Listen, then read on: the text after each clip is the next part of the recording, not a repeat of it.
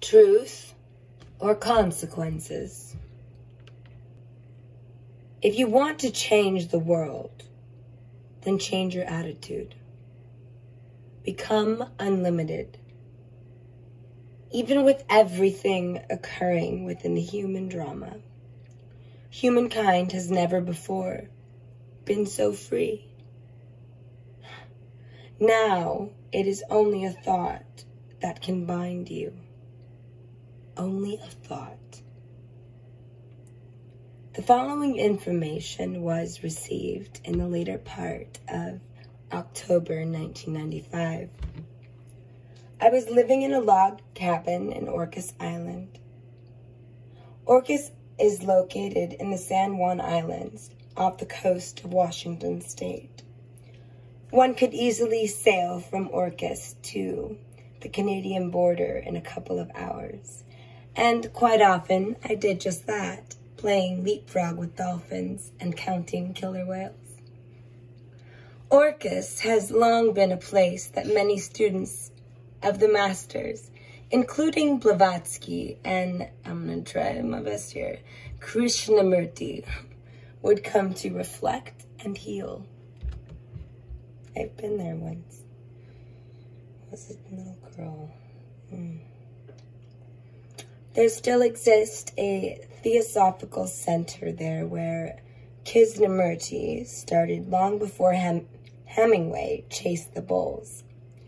It has been called a place of healing and revealing. People were coming from around the world to see me about healing and to work with the knowledge given by the indigenous masters. In many ways, my life has become a fairy tale. Scientists have come to Orcas to study the energies and land formations. It is perhaps one of the oldest land formations on Earth. Now they have gone so far as to put a space satellite communications center on the island. So I guess it is the beginning of the end for those primordial energies on the Sleepy Rock. According to the native elders, as well as many clairvoyants, the islands are the original hilltops of the mythical land, not so mythical, land and legend known as Lemuria, the land of Mu, M-U, which was, of course, the motherland, the original Garden of Eden. I had been asked to attend a meeting of sorts. There are those of us who know that there is an ethereal city just a few miles off the shores of Orcas. Not all are of the vibration to see it. Sometimes pilots who come to events which are often held on the island would speak about the lights that they have seen while flying into the islands at night. Now, mind you, the San Juan Islands you can only get to by plane or ferry. I don't know if you could make it on a kayak. It's possible. Anything's possible. But it's up there. Boom. When these pilots take off the following morning, they soon realize the only lights that could have been seen was the moonlight dancing upon the surface of the Pacific Ocean. So there's no logical, they cannot find a logical, they can't find anything logical. Well, what is logic? Nevertheless, the stories are frequent and the location hard to chart, due to the fact that compasses often do not function around the islands, especially around Orcas. I was escorted by the masters and lifted through the dimensional barriers to attend these meetings at the City of Mystery. Present at these meetings were the entities of great radiance. These included were representatives from the inner earth and other dimensional realities and the worlds from beyond our sun. I recognize some as Andromedans, Syrians, and the beings from the motherland. They were indeed beauteous in their countenance. I was given permission and asked by those present to share this information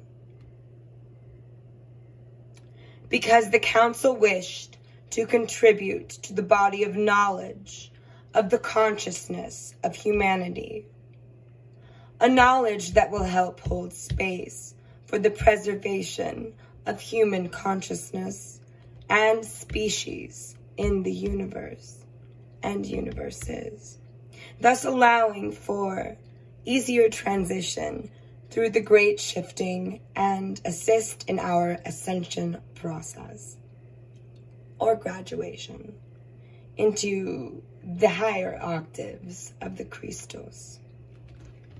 It was the consensus of those present that the specific personalities of the individual beings present and their personal thoughts and visions through the holographic time-space continuum were irrelevant. In this time, it can be difficult, if not impossible, for beings who chosen reality is of the higher frequencies to take physical, or should we say optical form, in third-dimensional realities among us, as they have in prior times. They can, however, still merge with our consciousness through thought process without too much difficulty. The only blocks existing are our human nature of resistance to the acceptance of divine experience. The human consciousness that holds reality as we know it on Earth is the process of collapsing. It is not the first time this has happened. If it were not for continuous intervention on the part of those who are our benefactors, it would have already solidified. It, quite literally, I have been told, would have crystallized and we would have gone the way of the dinosaurs. You see, much of what is happening at this time should have occurred almost 10 years ago. We have been allowed the grace of extended time experience. But that grace period is about to come to a close. We can no longer be shielded from what is occurring on a galactic level throughout the entire multi-level reality of the universe. Oh.